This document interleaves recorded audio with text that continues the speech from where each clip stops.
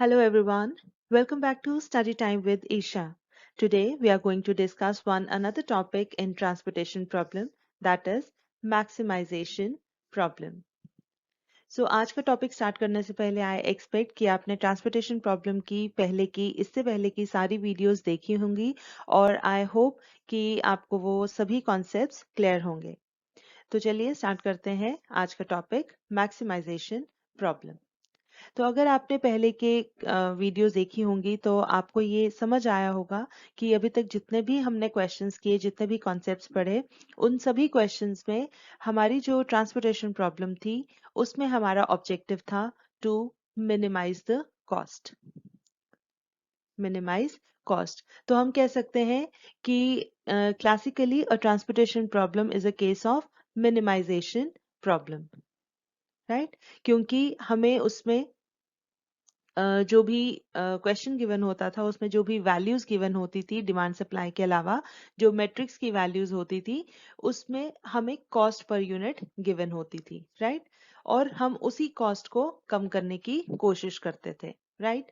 तो हम जब पूरा क्वेश्चन सॉल्व करते थे using any of the methods, initial solution और ऑप्टिमैलिटी चेक करने के लिए जो डिफरेंट मेथड्स हैं, तो अगर हम कोई भी मेथड यूज करते थे तो अल्टीमेटली हमारी जो डिस्ट्रीब्यूशन आती थी, हम कहते थे कि if we transport these many goods to a particular place, तो अगर हम डिफरेंट रूट्स अपनाते हैं तो अल्टीमेटली हम इतनी कॉस्ट में हम ये सब काम कर सकते हैं, ठीक है? और वो हम क्या कैलकुलेट करते थे? मिनिमम ट्रांसपोर्टेशन कॉस्ट, ठीक है? तो बेसिकली हमारी जो ट्रांसपोर्टेशन प्रॉब्लम है that is generally minimisation problem, right? लेकिन अब कभी ऐसा हो सकता है कि हमें कॉस्ट पर यूनिट की बजाय हमें क्वेश्चन में प्रॉफिट गिवन हो कि अगर हम पर्टिकुलर रूट्स अगर हम यूज करते हैं फॉर ट्रांसपोर्टेशन ऑफ गुड्स तो हमें कितना पर यूनिट प्रॉफिट मिलता है, ठीक है? तो अगर हमें प्रॉफिट गिवन होगा तो ऑब्वियसली जब हम क्वेश्चन सॉल्व करेंगे तो हमें प्रॉफिट की वैल्यू मिलेगी, right? Total profit for using different routes. और प्रॉफिट के कंसर्न में अगर हम देखें तो हमारा ऑब्जेक्टिव रहता है टू मैक्सिमाइज, ठीक है? तो जब हमारा ऑब्जेक्टिव हो गया मैक्सिमाइज करने का तो हमारी जो प्रॉब्लम बन गई that is a case of maximisation problem. लेकिन हमारे पास जो मेथड्स अवेलेबल हैं वो हमारे किससे रिलेटेड है? मिनिमाइजेशन प्रॉब्लम से रिलेटेड। तो हमें क्या करना पड़ता है before finding out the initial solution? कोई भी मेथड लगाने से पहले हमें we have to convert our maximisation problem to minimisation problem, right? तो हमें पहले उसको कन्वर्ट करना पड़ता है मिनिमाइजेशन प्रॉब्लम में, and equivalent minimisation problem, right? फिर जब वो मिनिमाइजेशन प्रॉब्लम में कन्वर्ट होगी उसके बाद सारा प्रोसीजर सेम है। हम इनिशियल सॉल्यूशन निकालते हैं, डीजेनरेसी चेक करते हैं और उसके बाद ऑप्टिमैलिटी चेक करते हैं, और अगर जरूरत पड़े तो जब तक हमें ऑप्टिमल सॉल्यूशन नहीं मिलता हम उसको बार बार रिवाइज करते हैं, ठीक है? अब इसमें होगा क्या कि हमने पहले मैक्सिमाइजेशन प्रॉब्लम को कन्वर्ट किया मिनिमाइजेशन में। उसके बाद हमने जब फाइनली जब प्रॉफिट निकालना है तो उसके लिए हमें क्या करना पड़ता है? We have to refer to the original matrix. जो हमें जब भी हमें प्रॉफिट कैलकुलेट करना है, टोटल प्रॉफिट जब हम कैलकुलेट करते हैं, जैसे हम हर स्टेज पे टोटल कॉस्ट कैलकुलेट करते थे और हम चेक करते थे कि पहले से हर स्टेज पर हर नेक्स्ट स्टेप पर हमारी कॉस्ट कम हो रही है या नहीं, तो वैसे ही यहाँ पर हम हर एक स्टेप पर जब भी हम रीडिस्ट्रीब्यूशन करते हैं, जब भी ऑप्टिमैलिटी चेक करते हैं या जब भी सॉल्यूशन को रिवाइज करते हैं तो हम प्रॉफिट कैलकुलेट करते हैं, ठीक है? तो उस केस में क्या होगा? हर स्टेप पर हमारा जो टोटल प्रॉफिट है वो इंक्रीज करना चाहिए, ठीक है? तो इस तरीके से हम पहले मैक्सिमाइजेशन प्रॉब्लम को कन्वर्ट करेंगे मिनिमाइजेशन प्रॉब्लम में, और जब एक फाइनल ऑप्टिमल सॉल्यूशन तक हम पहुंच जाएंगे और फिर हमें टोटल प्रॉफिट कैलकुलेट करना है तो उसके लिए we refer to original matrix, ठीक है? और ये हर स्टेज पे जब भी हम हर स्टेप पे टोटल कॉस्ट की बजाय टोटल प्रॉफिट कैलकुलेट करेंगे तो हमने जो शुरू में हमें क्वेश्चन में गिवन होगा ना जहाँ पे प्रॉफिट वैल्यूज गिवन थी हमें, तो हमने वो वाला मैट्रिक्स रेफर करना है, वहां से हमें वैल्यूज नोट करनी है, ठीक है? वो जब हम क्वेश्चन करेंगे तो that will B clear, right? तो आई होप कि ये आपको अब क्लियर हो गया कि हमें बेसिकली मैक्सिमाइजेशन प्रॉब्लम में करना क्या है। ठीक है। अब इसके अलावा एक दो पॉइंट्स हैं जो आपको नोट करने हैं, वो ये कि अगर हमारी जो मैक्सिमाइजेशन प्रॉब्लम है, if maximisation problem is unbalanced, ठीक है। अब ऐसा हो सकता है ना, जैसे हमने मिनिमाइजेशन प्रॉब्लम की तो वहां पर हमने एक अनबैलेंस्ड वाला भी टॉपिक किया था कि अगर हमारा मैट्रिक्स अनबैलेंस्ड है, मतलब डिमांड सप्लाई बराबर नहीं है, तो हम क्या करते थे, डमी रो या कॉलम ऐड करते थे। उसी तरीके से अगर हमें मैक्सिमाइजेशन प्रॉब्लम गिवन है जहां पर प्रॉफिट की वैल्यूज गिवन है, इफ इट इज अनबैलेंस्ड, तो उस केस में क्या करना है, पहले हमें यहाँ पर उसको बैलेंस करना है। First balance it. बैलेंस कैसे करते हैं, बाय एडिंग अ रो और कॉलम, ठीक है। First balance it by adding dummy row और कॉलम, ठीक है। डमी रो और कॉलम, उसके बाद कन्वर्ट करना है हमें मिनिमाइजेशन में, ठीक है। एंड देन कन्वर्टेड, ठीक है। तो हम पहले कन्वर्ट नहीं करेंगे, सबसे पहले हम चेक करेंगे वो बैलेंस है या नहीं, पहले बैलेंस करेंगे, उसके बाद कन्वर्ट इट टू मिनिमाइजेशन। अब ये करना कैसे है कन्वर्ट, वो हम जब क्वेश्चन करेंगे तो तब हम आपको बताएंगे, ठीक है। तो हमें क्या करना है, and then convert it to minimisation problem, ठीक है। दूसरा केस हमने किया था प्रोहिबिटेड रूट्स वाला, राइट। तो अगर if there are prohibited routes, minimisation के केस में हम क्या करते थे, मिनिमाइजेशन के केस में हम उन प्रोहिबिटेड रूट्स पे हम असाइन करते थे कैपिटल एम, मतलब वेरी बिग वैल्यू, मतलब जो बहुत बिग कॉस्ट है, ताकि ऑब्वियसली जहां पर हाईएस्ट कॉस्ट होगी उस रूट को हम प्रेफर नहीं करते हैं, ठीक है।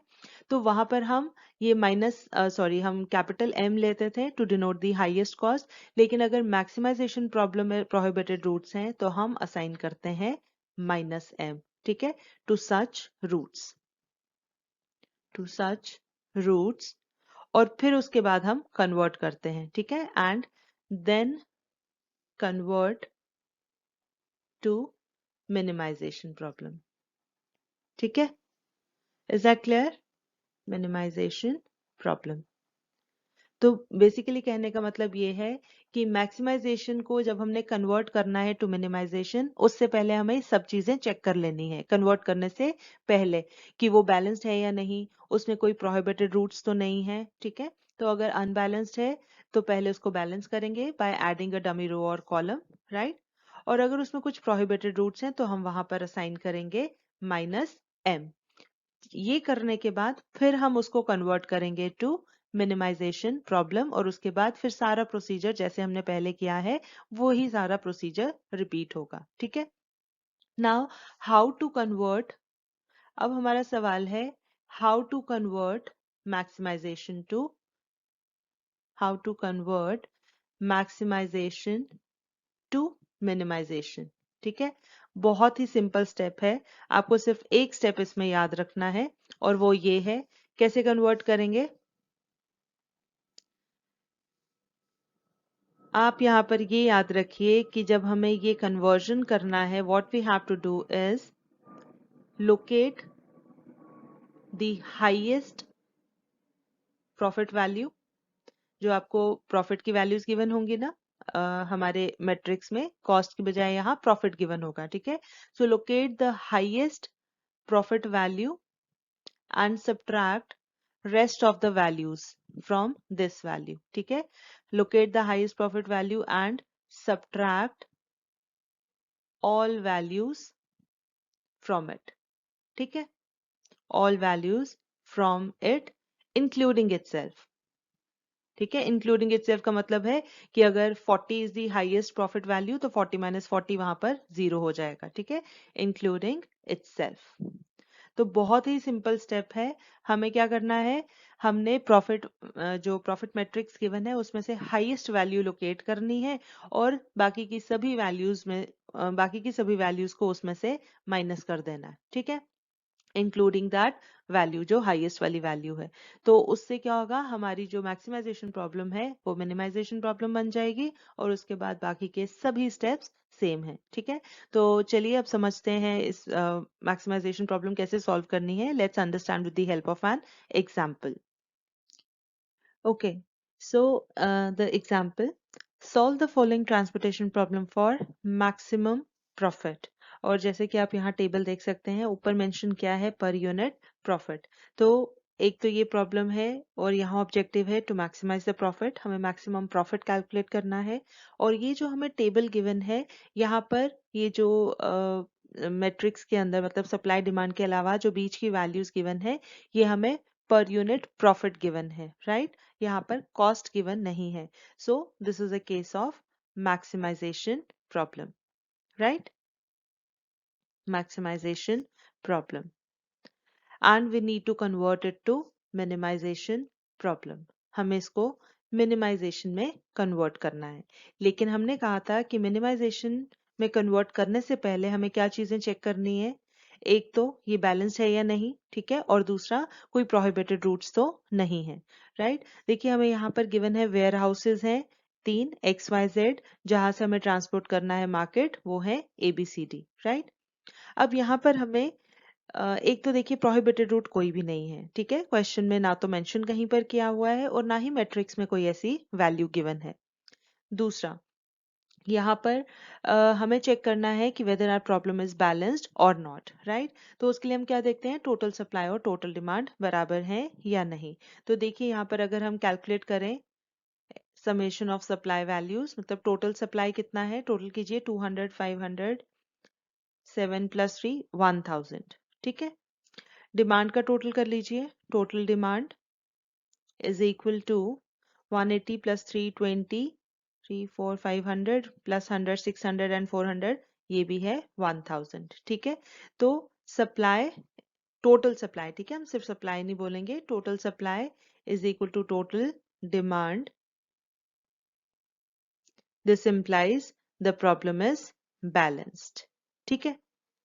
चलिए, प्रॉब्लम बैलेंस्ड है, कोई हमारे प्रोहिबिटेड रूट्स नहीं है, तो now let's convert it to our minimisation problem, ठीक है। तो हमें अब और कुछ करने की जरूरत नहीं है। तो कोई भी मेथड स्टार्ट करने से पहले हम इस प्रॉब्लम को पहले एक इक्विवेलेंट मिनिमाइजेशन प्रॉब्लम में कन्वर्ट करेंगे, ठीक है। और उसके लिए ये हम हटा देते हैं। तो कन्वर्ट करने के लिए हमने क्या कहा था, what we have to do, हमने जो प्रॉफिट की वैल्यूज गिवन है उसमें से जो मैक्सिमम वैल्यू है वो लोकेट करनी है और सभी वैल्यूज को उस वैल्यू में से माइनस कर देना है, ठीक है। तो फटाफट से देख लीजिए मैट्रिक्स में हाईएस्ट वैल्यू कौन सी है, लोकेट द हाईएस्ट वैल्यू। जल्दी से देख लीजिए आप मैट्रिक्स, हम यहाँ साथ साथ मैट्रिक्स बनाते हैं, आप भी साथ साथ बनाते जाइए, ठीक है। तो हम करते हैं यहाँ पर, अब वेयर हाउस मार्केट ये सब नहीं लिखते, हम सिंपली लिख देते हैं यहाँ से X Y Z और यहाँ से हम लिख देते हैं ABCD, A, B, C and D, right.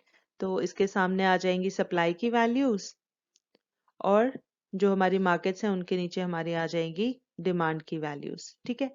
तो चलिए लोकेट कीजिए हाईएस्ट वैल्यू। जैसे हम यहाँ पर देख सकते हैं हमारी हाईएस्ट वैल्यू है 25, ठीक है।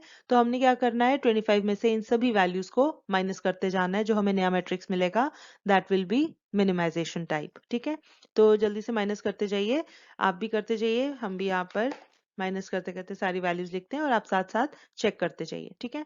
So 25 minus 12 is 13, 25 minus 18 is 7, 25 minus 6 19, 25 minus 25 0।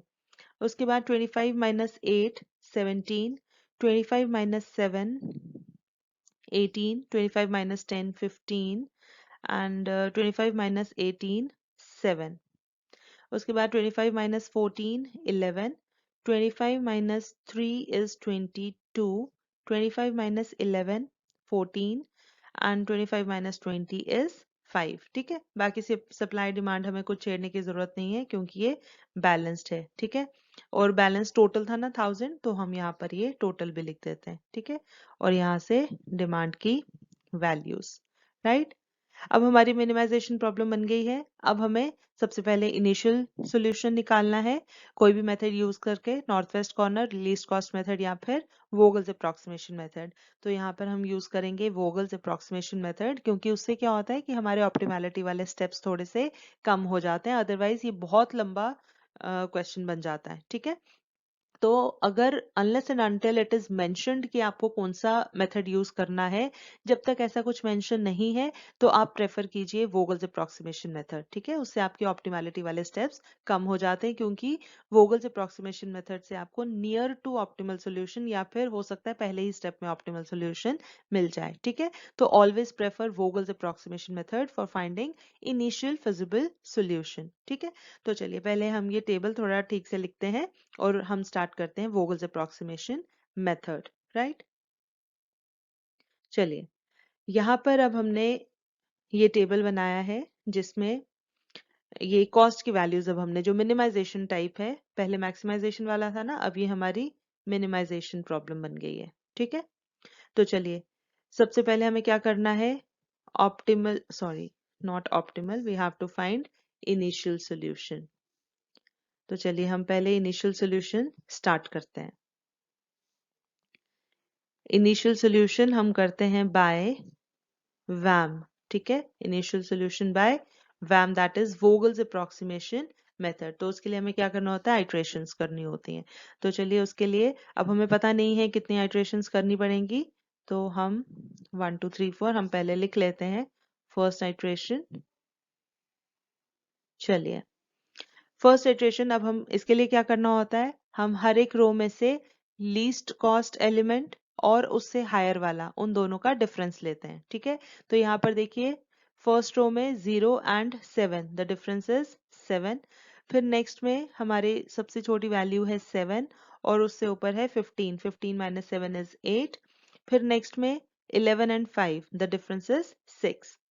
उसके बाद कॉलम वाइज देखते हैं, 11 and 13 difference is 2, then 7 and 18 difference is 11, उसके बाद 15 एंड 14 डिफरेंस इज 1 और 5 और 0 डिफरेंस इज 5। ठीक है, इसके बाद हम लोकेट करते हैं हाईएस्ट कॉस्ट डिफरेंस। तो हाईएस्ट है यहाँ पर 8 और इसके सॉरी सॉरी सॉरी हाईएस्ट 8 नहीं है, हाईएस्ट है यहाँ पर 11। ठीक है, ये हमारा हाईएस्ट डिफरेंस है। तो इसके कॉरेस्पॉन्डिंग देखिए, अब इस कॉलम के कॉरेस्पॉन्डिंग हमने डिस्ट्रीब्यूशन करनी है और वो कहाँ पर करनी है, जहां पर सबसे कम कॉस्ट है, दैट इज 7। तो यहाँ पर कंपेयर कीजिए supply and demand, supply 200, demand is 320, हम यहाँ पर दे देते हैं 200 यूनिट्स। ठीक है, तो ये 200 खत्म हो गए, ये रो एग्जॉस्ट हो गई, सप्लाई खत्म है, तो हम इस रो को क्रॉस कर देंगे और यहाँ 320 में से 200 यूनिट्स हमने असाइन कर दिए हैं, so we are left with 120 units, right?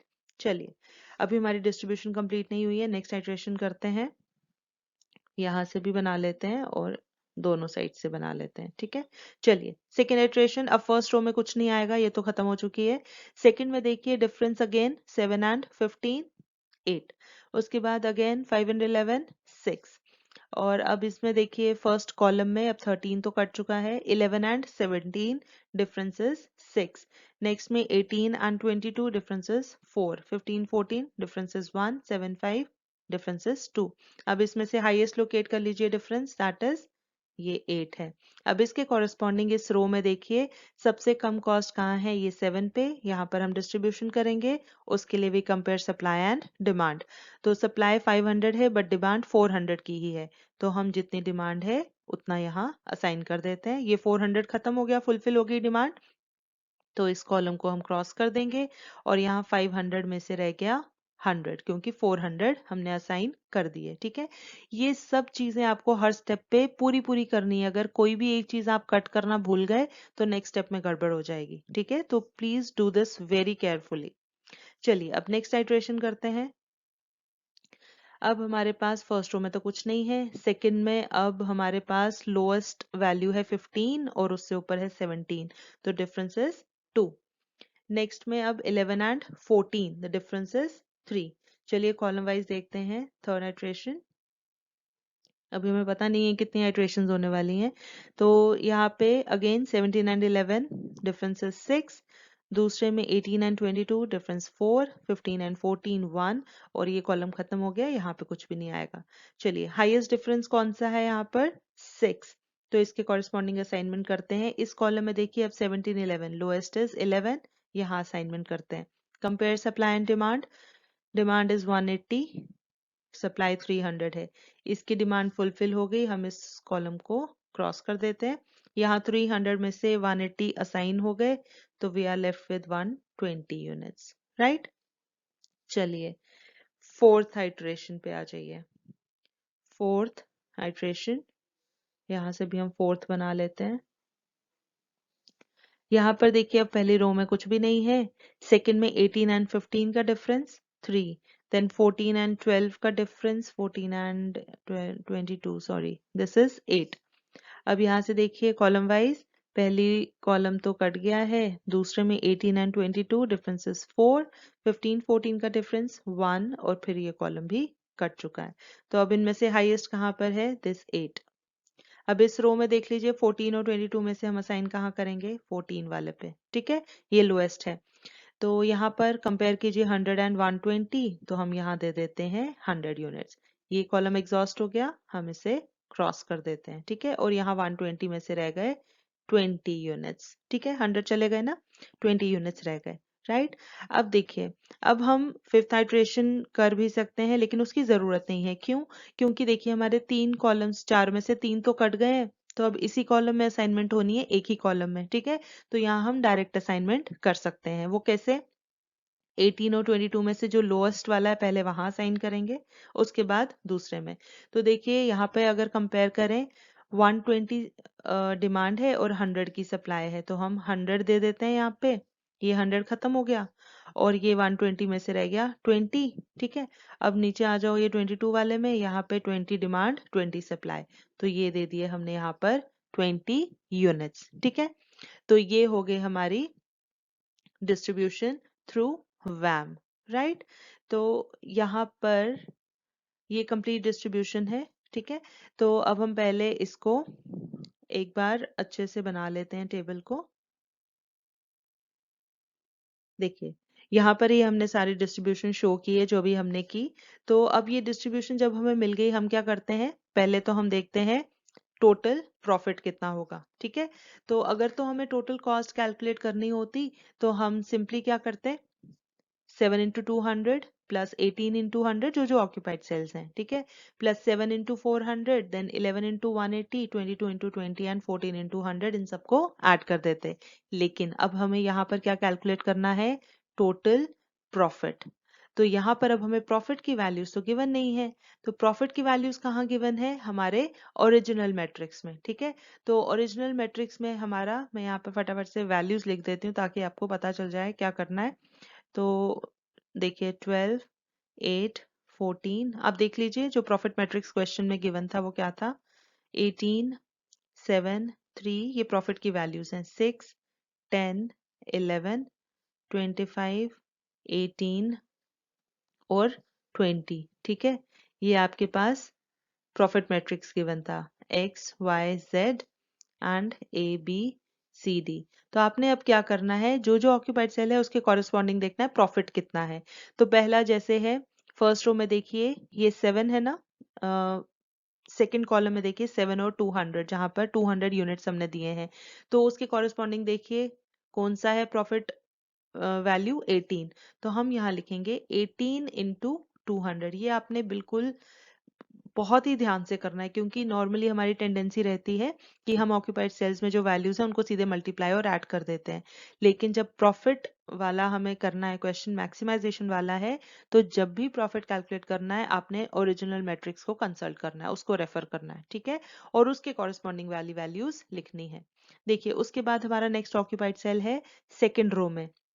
Second row में देखिए सेकेंड कॉलम, ये 18 वाला है ना, तो इसके कॉरेस्पॉन्डिंग यहाँ है 7 प्रॉफिट वाले में, ठीक है। तो हम लिखेंगे 7 इंटू 100, राइट। उसके बाद नेक्स्ट देखिए, फिर उसके बाद है यहाँ पर ये 7 फोर्थ कॉलम में ये है, और प्रॉफिट वाले में है 18, तो हम लिखेंगे 18 इंटू 400, ठीक है। उसके बाद नेक्स्ट यहाँ पर देखिए ये है 11, और थर्ड रो में ये है यहाँ पर 14, तो हम लिखेंगे 14 इंटू 180, राइट। चलिए फिर उसी तरह से नेक्स्ट है हमारा 22, और यहाँ पर उसके कॉरेस्पॉन्डिंग है 3, तो हम लिखेंगे 3 इंटू 20, ठीक है। तो हम कॉस्ट ना लिखकर प्रॉफिट की वैल्यूज लिख रहे हैं। उसके बाद है यहाँ 14 और इसके कॉरस्पॉन्डिंग यहाँ है 11, तो हम लिखेंगे 11 इंटू 100। तो हमने ये सब लिख लिया है। तो अब मैं यहाँ पर इसको हटा देती हूँ ताकि हम बाकी कैलकुलेशंस कर सकें। चलिए, जब तक मैं ये इरेज कर रही हूँ तब तक आप फटाफट से ये सारी कैलकुलेशंस कर लीजिए, मल्टीप्लाई एंड ऐड। ठीक है, तो देखिए कितना आ रहा है आपका टोटल प्रॉफिट कैलकुलेट करने पर। 18 इंटू 200, ये सारी कैलकुलेशंस आप जल्दी से कर लीजिए। तो इसका टोटल कितना आता है, मैं यहाँ लिख देती हूँ वैल्यूज, आप मैच कर लीजिए। 3600 plus 7 into 100 is 700, then 18 into 400 is 7200 plus 7200, then 7200 के बाद ये टोटल बनता है 2520। उसके बाद बनता है 3 into 20 is 60 and this is 1100। ठीक है, और इन सबको जब हम टोटल करेंगे ये हमारा आ जाएगा 15180। ठीक है, तो टोटल प्रॉफिट कितना आया 15,180। ठीक है, तो इनिशियल सॉल्यूशन से हमें कितना प्रॉफिट मिला है 15,180। तो अब हम हर स्टेप पे जब ऑप्टिमैलिटी चेक करेंगे तो, और अगर हम रीडिस्ट्रीब्यूट करते हैं और फिर से हम प्रॉफिट चेक करते हैं तो हर स्टेप पे ये या तो इतना रहना चाहिए या तो इंक्रीज करना चाहिए, कम नहीं होना चाहिए। ठीक है, अगर कम हुआ तो फिर गड़बड़ है, हम कहीं ना कहीं स्टेप में गड़बड़ कर रहे हैं। ठीक है, तो हर स्टेप पे हम टोटल प्रॉफिट कैलकुलेट करेंगे और वो इससे इंक्रीज होना चाहिए। राइट, तो चलिए, अब हमने इनिशियल सॉल्यूशन तो निकाल लिया, अब हमें ऑप्टिमैलिटी चेक करनी है कि ये हमारा सॉल्यूशन ऑप्टिमल है या नहीं। ठीक है, लेकिन उससे पहले हम क्या चेक करते हैं कि कहीं डीजेनरेसी तो नहीं हो रही है। So before checking for optimality, check for degeneracy. वो कैसे करते हैं, देखिए, number of occupied cells should be equal to m plus n minus 1, right? अब occupied cells हमारे कितने हैं देख लीजिए। फर्स्ट रो में हम काउंट करना शुरू करते हैं। देखिए, फर्स्ट रो में ये एक है, 1 2 3 4 5 एंड 6। ठीक है, तो नंबर ऑफ ऑक्यूपाइड सेल्स हैं 6, और ये हमारा किसके बराबर है, m इज नंबर ऑफ रोज, कितनी रोज हैं 3, n is number of columns, कितने हैं 4, माइनस 1, 4 प्लस 3 7 माइनस 1 इज 6, ये इक्वल आ रहे हैं ना। तो since number of occupied cells is equal to m plus n minus 1, therefore no degeneracy. ठीक है, तो जब डीजेनरेसी नहीं है तो we can proceed for checking the optimality. Right, तो चलिए, ऑप्टिमैलिटी के लिए हम यूज करेंगे MODI method, modified distribution method. Right, okay, so for optimality we'll be using Modai method, Modai method for optimality। और उसके लिए हम क्या करते हैं, ऑप्टिमैलिटी चेक करने के लिए हम मोडाई मेथड स्टार्ट करते हैं। We find ui and vj values using ui plus vj is equal to cij। ठीक है, हम ये इक्वेशन यूज करते हैं फॉर ऑक्यूपाइड सेल्स। ठीक है, तो अब क्योंकि हमने यहाँ सेल्स की नंबरिंग करनी है 1 2 के हिसाब से, तो हम यहाँ एक्स वाई जेड की जगह लिख लेते हैं 1 2 3, और ए बी सी डी की जगह भी लिख लेते हैं 1 2 3 4। ठीक है, और U I V J calculate करना है तो हम यहाँ से यू आई और वी जे का रो और कॉलम बना लेते हैं। राइट, चलिए, सबसे पहले हम लोकेट करते हैं हमारे ऑक्यूपाइड सेल्स कौन कौन से हैं। देखिए, फर्स्ट रो में वी हैव 1 2, फिर उसके बाद वी हैव सेकेंड रो में 2 2 एंड 2 4, देन थर्ड रो में वी हैव 3 1 3 2 एंड 3 3। ठीक है, चलिए, इनके लिए अब हम इक्वेशंस बनाते हैं।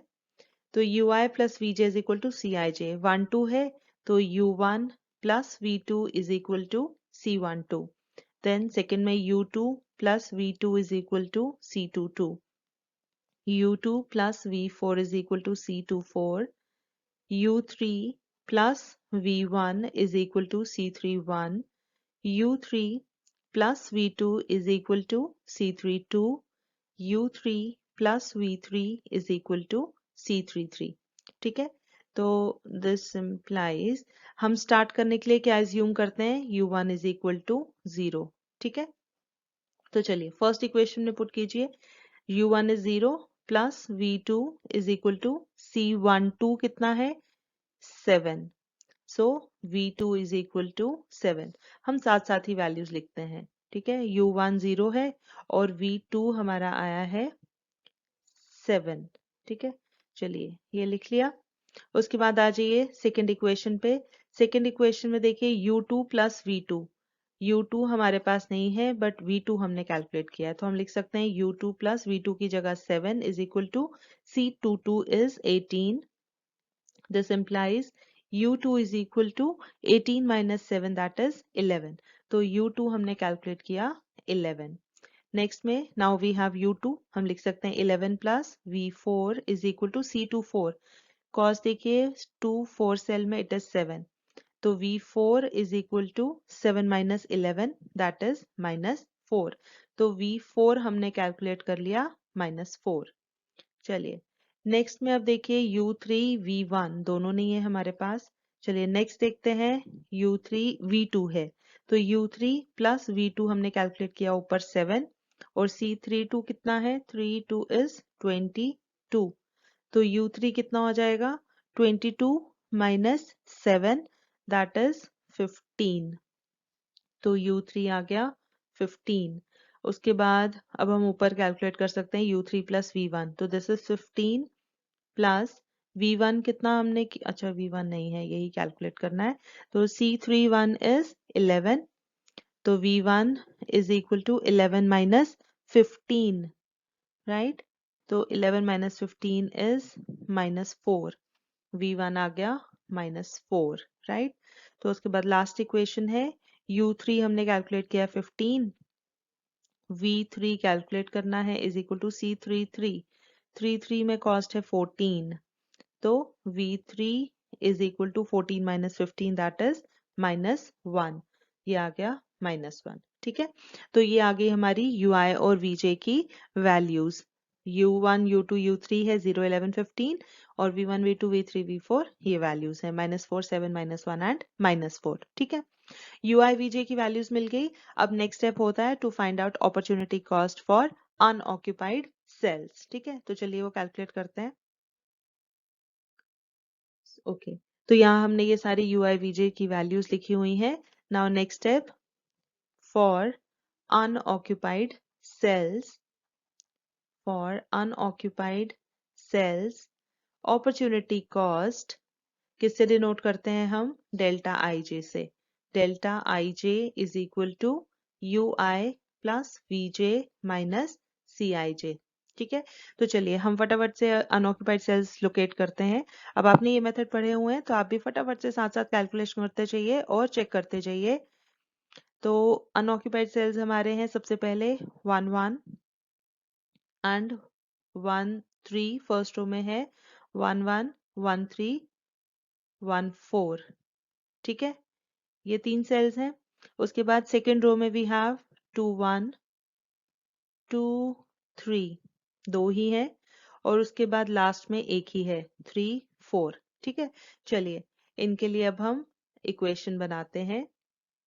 1 1 के लिए delta 1 1 is equal to U1 plus V1 minus C11।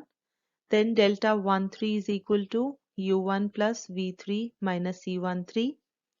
Delta 1 4 is equal to U1 plus V4 minus C14. Delta 2 1 is equal to U2 plus V1 minus C21. Delta 2 3 is equal to U2 plus V3 minus C23.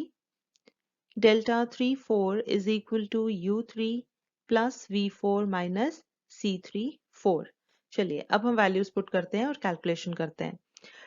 U1 is 0, V1 is -4 minus C11 कितना है 13, तो ये कितना हो गया 13 और 4 आ गया ये -17। चलिए नेक्स्ट U1 है 0, V3 है -1 माइनस C13 है 19, तो ये आ गया हमारा -20।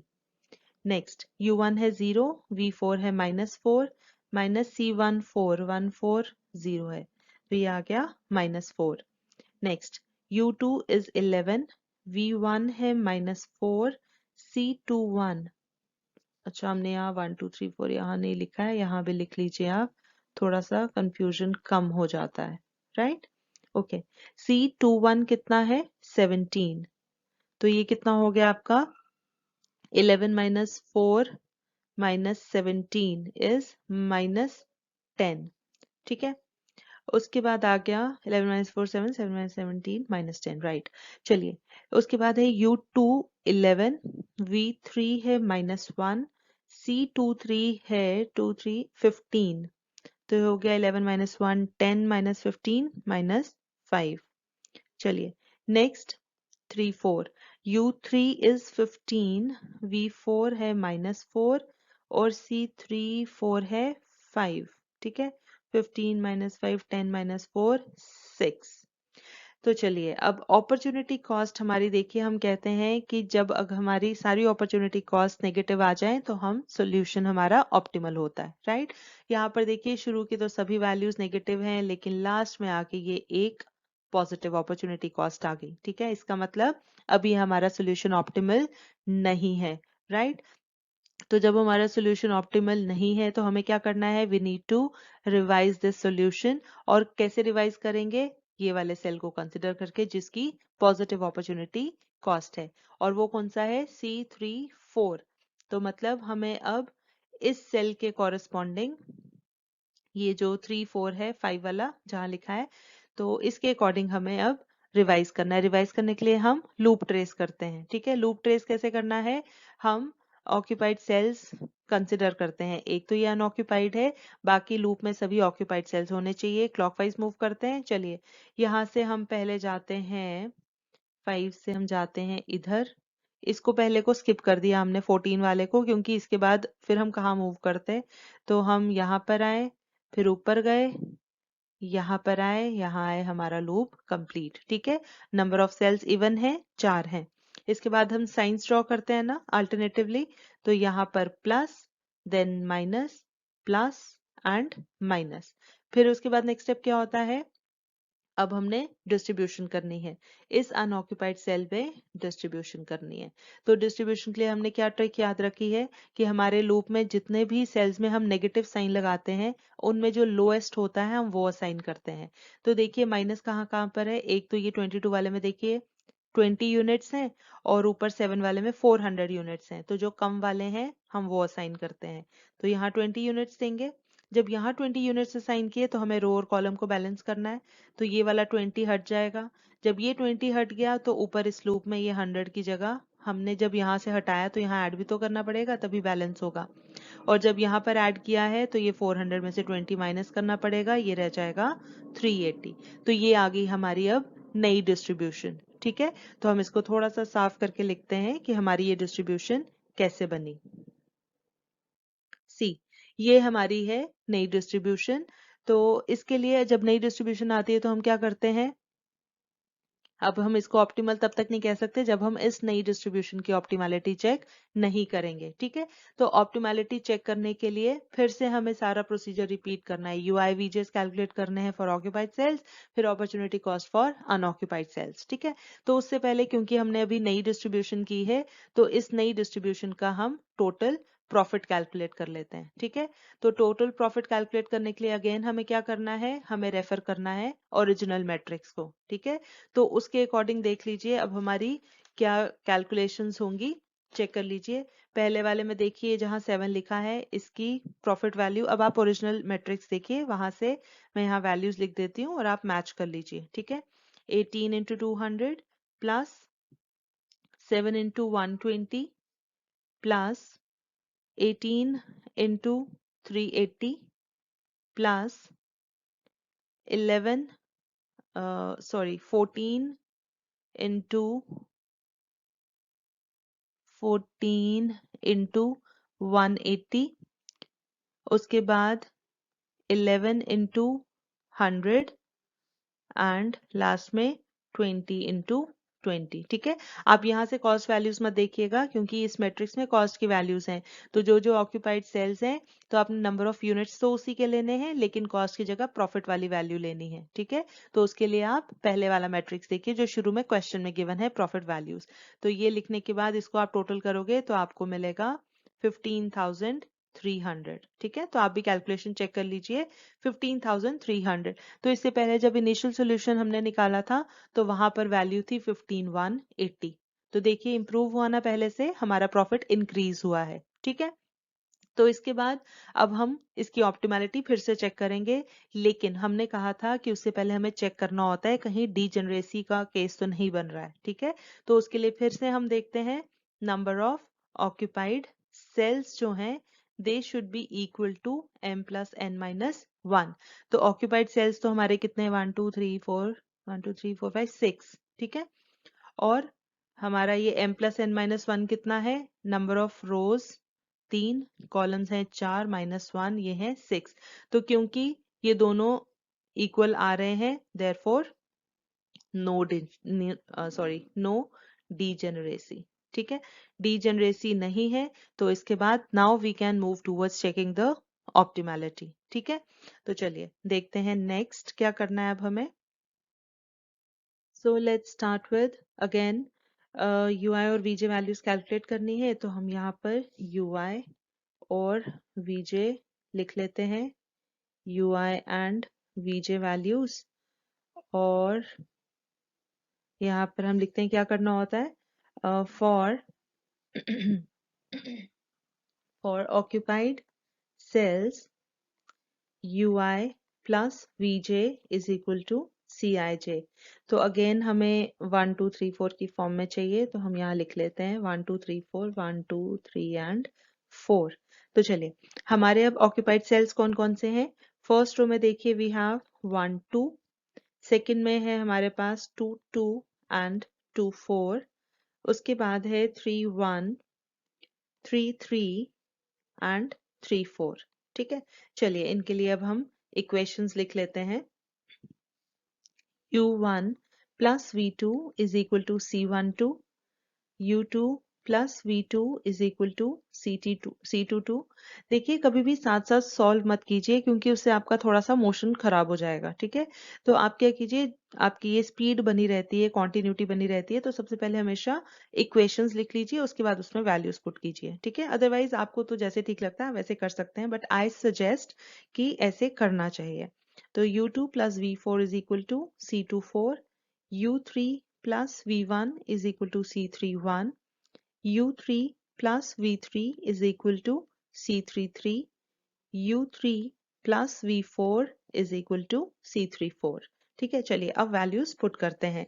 हमें एक चीज यहाँ क्या करनी होती है, u1 इक्वल टू 0, क्योंकि टू स्टार्ट हमें कोई तो वैल्यू चाहिए। ठीक है, चलिए 0 plus v2 is equal to c12 कितना है 7, तो v2 is equal to 7, v2 is equal to 7। तो हम यहाँ साथ साथ लिख भी लेते हैं, v2 इज 7। ठीक है, उसके बाद v2 दिस implies u2 हमारे पास नहीं है, v2 हमने अभी कैलकुलेट किया 7, c22 कितना है, c22 इज 18, तो u2 is equal to 18 minus 7 that is 11। तो हम यहाँ लिख लेते हैं 11।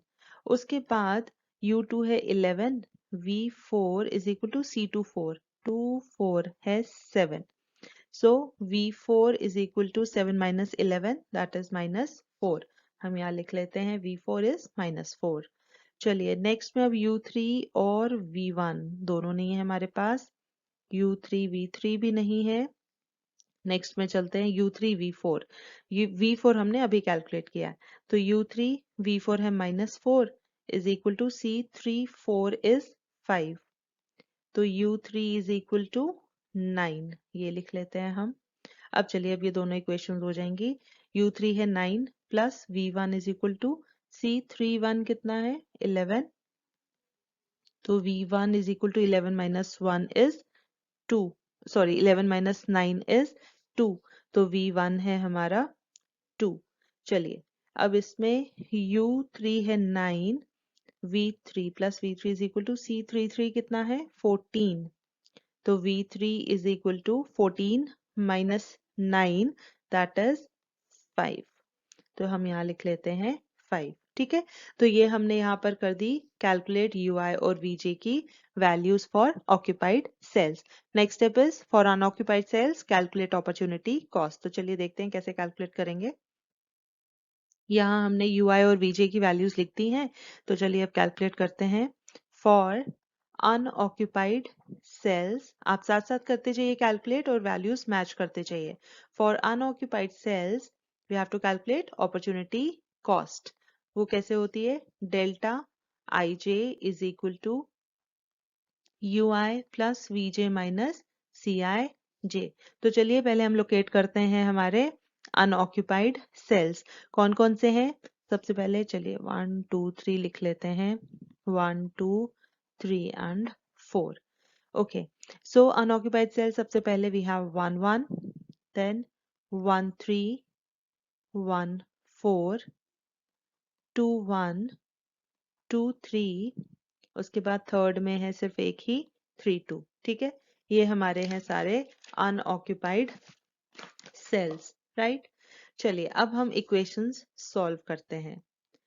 सो 1 1 के लिए we have U1 plus V1 minus C11, U1 plus V3 minus C13, U1 plus V4 minus C14, U2 plus V1 minus C21, U2 plus V3 minus C23, U3 plus V2 minus C32, right. तो चलिए values put करते हैं। सबसे पहले U1 0 है, V1 2 और C11 है 13। ये आ गया कितना, 2 माइनस 13 माइनस 11। U1 है 0, V3 है 5 माइनस C13 है 19, सो 5 माइनस 19 इज माइनस 14। चलिए नेक्स्ट, U1 है 0, V4 है -4, माइनस C14 कितना है 0, ये आ गया -4। नेक्स्ट U2 इज 11, V1 है 2, minus C21 is 17, 11 12 13 minus 17 is -4। Okay, U2 11, V3 है 5, C23 2 3 है 15। ठीक है, तो 11 and 5, 11 plus 5 16 minus 15 is 1। Next U3 है 9, V2 है 7, C32 है 22, तो यहाँ आ जाता है कैलकुलेट करके -6। ठीक है, तो चलिए अपॉर्चुनिटी कॉस्ट हमने कैलकुलेट की। अब देखिए बाकी सब तो नेगेटिव है लेकिन एक अभी भी पॉजिटिव आ गई। तो जब ये पॉजिटिव आ गई इसका मतलब we need to revise our solution. अभी भी ऑप्टिमल सॉल्यूशन नहीं मिला है। ठीक है, तो जब नहीं मिला है तो हमें रिवाइज करना है किस सेल के कॉरेस्पॉन्डिंग जिसकी अपॉर्चुनिटी कॉस्ट पॉजिटिव है।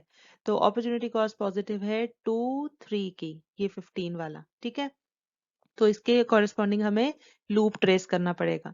तो लूप कैसे ट्रेस करेंगे हम चलते हैं क्लॉकवाइज। तो हमारा यहाँ तो बिल्कुल सिंपल है, सामने ही दिख रहा है कैसे लूप बनेगा।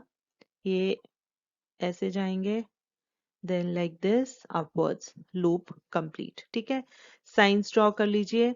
यहाँ पर जो हमारा अनऑक्यूपाइड सेल है वहां पर हम साइन ड्रॉ करते हैं पॉजिटिव का, फिर अल्टरनेटिवली माइनस प्लस माइनस। ठीक है, अब हमें देना है डिस्ट्रीब्यूशन, कितना डिस्ट्रीब्यूट करें।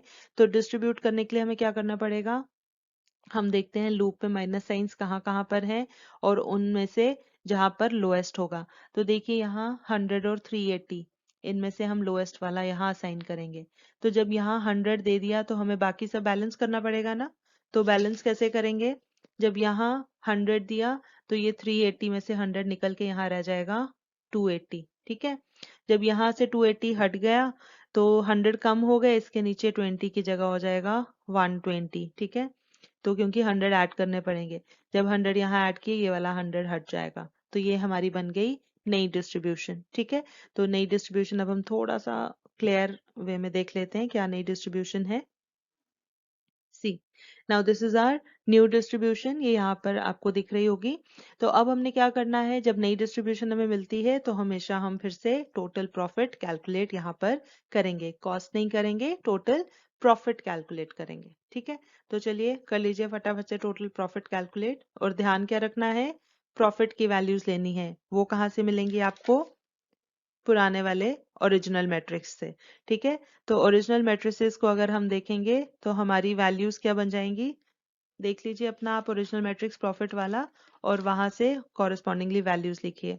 तो यहाँ पर पहले वाले में बन जाएगा 18 इंटू 200, उसके बाद सेकेंड रो में ये है 7 इंटू 120, फिर नेक्स्ट में बन जाएगा, सॉरी 15 नहीं है, देखा अभी गड़बड़ हो गई, आपने प्रॉफिट वाला मैट्रिक्स सामने रखना है। ठीक है, तो ये है 10 इंटू 100 प्लस, फिर लास्ट में था 18 इंटू 280, फिर उसके बाद यहाँ पर है 14 इंटू 180, और फिर लास्ट वाले में आएगा 20 इंटू 120। ठीक है, तो फटाफट से आप भी साथ साथ कैलकुलेट कर लीजिए, हम भी यहाँ कैलकुलेशन करते हैं। एक बार चेक कर लीजिए कि हमने सारी प्रॉफिट की ही वैल्यूज लिखी है ना, कहीं कोई कॉस्ट की वैल्यू तो नहीं लिखती है। ठीक है, उसके बाद कैलकुलेशंस करेंगे।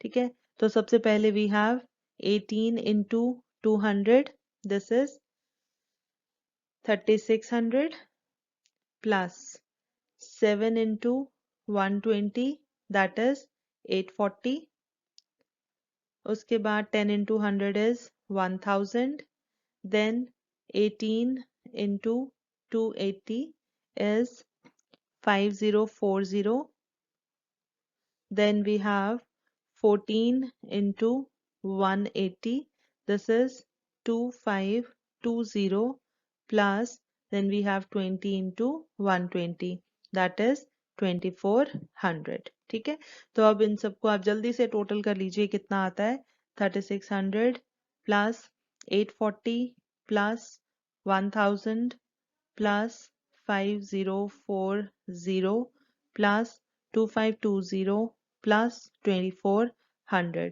ये आ जाता है आपका 15,400 रुपीज।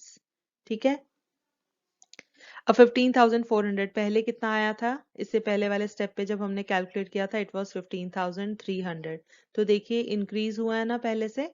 ठीक है, ओके, टोटल प्रॉफिट कैलकुलेट कर लिया, लेकिन अभी भी ये हमारा ऑप्टिमल है या नहीं वो तो हमें नहीं पता है ना। ठीक है, तो हमें अब इस नई डिस्ट्रीब्यूशन की ऑप्टिमैलिटी चेक फिर से करनी पड़ेगी। ठीक है, और ऑप्टिमैलिटी चेक करने से पहले हम क्या चेक करते हैं, डीजेनरेसी। तो उसके लिए हम देखते हैं नंबर ऑफ ऑक्यूपाइड सेल्स, कितने हैं यहाँ पर, 1 2 3 4 5 6, और m plus n minus one कितना है, again 3 plus 4 minus one equal to 6, दोनों बराबर हैं, देयरफॉर नो डीजेनरेसी। तो जब डीजेनरेसी नहीं है तो now we can go towards optimality check. तो अगेन ऑप्टिमैलिटी चेक कैसे करना है, फिर से ऑक्यूपाइड सेल्स के लिए यूआई वीजे की वैल्यूज कैलकुलेट करो, अनऑक्यूपाइड सेल्स के लिए अपॉर्चुनिटी कॉस्ट कैलकुलेट करो। ठीक है, तो चलिए लेट्स सी नेक्स्ट स्टेप में क्या बनता है। तो चलिए जल्दी से कैलकुलेट करते हैं, फॉर ऑक्यूपाइड सेल्स क्या इक्वेशन है, U I plus V J is equal to C I J. तो यहाँ से बना लीजिए यू आई और यहाँ से वी जे। ठीक है, तो यहाँ से यू आई वी जे की वैल्यूज और हम लोकेट कर लेते हैं हमारे ऑक्यूपाइड सेल्स कौन कौन से हैं। तो फिर से 1 2 3 1 2 3 4, तो चलिए occupied cells 1 2, then we have 2 2 2 3 2 4, और थर्ड में वी हैव 3 1 एंड 3 4। चलिए अब इसके लिए इक्वेशंस लिख लेते हैं, u1 plus v2 is equal to c12, u2 plus v2 is equal to c22, u2 plus v3 is equal to c23, u2 plus v4 is equal to c24, U3 plus V1 is equal to C31, U3 plus V4 is equal to C34। चलिए अब हम यहाँ पर क्या करते हैं, U1 equal to 0 assume करते हैं। तो 0 plus V2 is equal to C12 is 7, V2 is equal to 7। चलिए साथ साथ हम वैल्यूज भी लिखते हैं। V2 is equal to 7। उसके बाद U2 हमारे पास नहीं है, V2 हमने अभी कैलकुलेट किया, तो U2 plus 7 is equal to C22 18। तो U2 is equal to 18 minus 7 is 11, तो U2 11। चलिए next 11 plus V3 is equal to C23 है 15, तो V3 is equal to 15 minus 11 is 4। ठीक है, तो हमारे पास V3 आ गया 4। ओके, नेक्स्ट U2, ये है 11 plus V4 is equal to C24 कितना है 7। तो चलिए V4 is equal to 7 minus 11 that is minus 4, तो V4 आ गया माइनस 4। चलिए नेक्स्ट अभी हमारे पास U3 नहीं है, V1 भी नहीं है। चलिए नेक्स्ट इक्वेशन देखते हैं। U3 नहीं है, V4 हमारे पास है minus 4 is equal to C34 है 5, तो U3 कितना हो गया 5 प्लस 4 इज 9, ये आ गया 9। अब हम ऊपर वैल्यू पुट करते हैं, तो 9 plus V1 is equal to C31 है 11, तो V1 is equal to 11 minus 9 that is 2, तो V1 आ गया 2। ये हो गई हमारी UI और VJ की वैल्यूज फॉर ऑक्यूपाइड सेल्स। अब हम अपॉर्चुनिटी कॉस्ट कैलकुलेट करते हैं for unoccupied cells. Okay, so यहाँ हमने ये UI VJ की वैल्यूज मेंशन कर दी हैं। This is VJ। ओके, तो UI VJ। Now for unoccupied cells, आप भी जल्दी से कैलकुलेट कर लीजिए। Opportunity cost delta IJ is equal to UI plus VJ minus CIJ। ठीक है, तो हम पहले अनऑक्यूपाइड सेल्स हम पहले लोकेट करते हैं। वी हैव फर्स्ट रो में 1 1 1 3 1 4, सेकेंड में वी हैव ओनली 2 1, थर्ड में वी हैव 3 2 एंड 3 3। तो इनके लिए अब हम अपॉर्चुनिटी कॉस्ट कैलकुलेट करते हैं इन सभी सेल्स के लिए। So delta 1 1 is equal to U1 plus V1 minus C11. Delta 1 3 is equal to U1 plus V3 minus C1 3. Delta 1 4 is equal to U1 plus V4 minus C1 4. Delta 2 1 is equal to U2 plus V1 minus C2 1. Delta 3 2 is equal to U3 plus V2 minus C3 2. Delta 3 3 is equal to U3 plus V3 minus C3 3। चलिए अब जल्दी से हम values put करते जाते हैं और opportunity cost calculate करते हैं। U1 है 0, V1 2 minus C11 13, 2 minus 13 is minus 11। then U1 0, V3 है 4 minus C13 है 13 है 19, so 4 minus 19 is minus 15, right? चलिए उसके बाद U1 है 0, V4 है minus 4, C14 है 0, ये आ गया minus 4। Okay, so next U2 11, V1 is 5 minus C21 17, so 11 12 13 minus 17 is minus 4। Okay, ये हमारा आ गया 2 1 के लिए minus 4। उसके बाद है U3 9, V2 है 7 minus C3 2 है 22, तो 9 plus 7 16, 16 minus 22 is minus 6। और लास्ट में वी हैव U3 है 9, V3 है 4, C3 3 है 14, 4 minus 14 minus 10, 9 minus 10 is minus 1. Thank God. So finally we have got all negative opportunity cost. तो जब सारी opportunity cost negative आ गई, इसका मतलब now our solution is optimal. So we can mention here all opportunity costs are negative. Therefore, the solution is optimal. मतलब ये जो हमने डिस्ट्रीब्यूशन की है ये हमारी ऑप्टिमल है, इसको फर्दर रिवाइज करने की जरूरत नहीं है। तो ये ही हमारी फाइनल डिस्ट्रीब्यूशन है, ठीक है। तो no further revision is required. तो जब ये हमारा फाइनल सोल्यूशन ऑप्टिमल आ गया तो हम लास्ट में मेंशन करते हैं अब हमें टोटल प्रॉफिट कैलकुलेट करना था ना। हमारी प्रॉब्लम क्या थी? Solve the problem for maximum profit, ठीक है। तो अब हम वही है जो हमने अभी पीछे कैलकुलेट किया है, क्योंकि इसमें कोई चेंज नहीं आया ना, तो वही प्रॉफिट की वैल्यू आएगी। लेकिन हमें लास्ट में ये फाइनल जब हम मेंशन करते हैं सोल्यूशन इज ऑप्टिमल, तो टोटल प्रॉफिट की वैल्यू हमें वहां मेंशन करनी है, ठीक है। तो हम क्या करेंगे, देखिए ये हमारा अभी सोल्यूशन निकला था, ये जो हमने अभी चेक किया फॉर ऑप्टिमैलिटी। हमने क्या कहा था, जब हमें टोटल प्रॉफिट कैलकुलेट करना है तो we have to refer to our original profit matrix. वो तो हमने हर स्टेज पर किया है, ठीक है। तो ये हमने बनाया है जो हमारे ओरिजिनल प्रॉफिट मैट्रिक्स था, ठीक है। दिस इज आर ओरिजिनल, मतलब जो शुरू में क्वेश्चन में गिवन था, this is our original profit matrix. तो हम क्या करेंगे, यहाँ पर देखिए ये 7 है, इसके कॉरेस्पॉन्डिंग ये 18 है, तो हम लिखेंगे 18 into 200।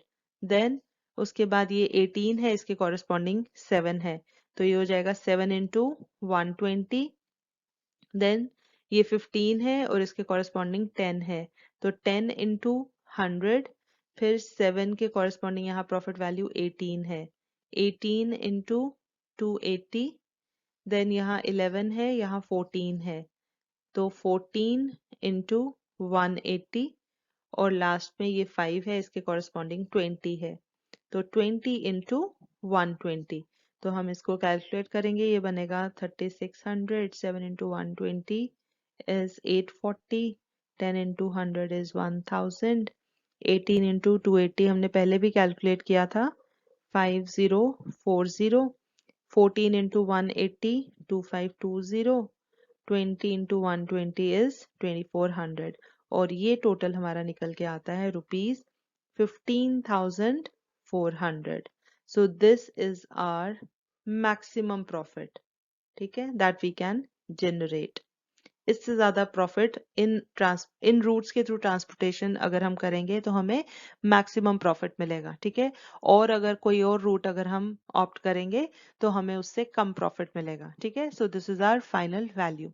So with this topic, this special case of maximization type of transportation problem is over. So I hope आपको सभी steps clear होंगे। अगर कहीं पर किसी step में कोई doubt आता है तो आप वीडियो को पॉज कर करके या रिवाइंड करके आप बीच बीच में स्टेप्स को देख सकते हैं, नोट डाउन कर सकते हैं, साथ साथ कैलकुलेशन कर सकते हैं। लेकिन अगर उसके बाद भी अगर आपको कोई डाउट रहता है तो आप कमेंट सेक्शन में पूछ सकते हैं। तो इसी के साथ अगर आपको ये वीडियो पसंद आई है तो प्लीज इसे लाइक जरूर करें। अगर आपको बाकी की वीडियोस भी हमने देखी होंगी, अगर वो भी आपको पसंद आती हैं तो प्लीज इन सबको लाइक करें और अपने जानने वालों के साथ ज्यादा से ज्यादा शेयर करें, स्पेशली विद दोज जो आपको लगता है कि जो इन वीडियोस से बेनिफिट ले सकते हैं। और हाँ, अगर आपने अभी तक इस चैनल को सब्सक्राइब नहीं किया है तो प्लीज इसे सब्सक्राइब जरूर करें। इसी के साथ हम जल्दी हाजिर होंगे ऑपरेशन रिसर्च की सीरीज में एक और नया कॉन्सेप्ट लेकर। तब तक के लिए टेक केयर, बाय बाय।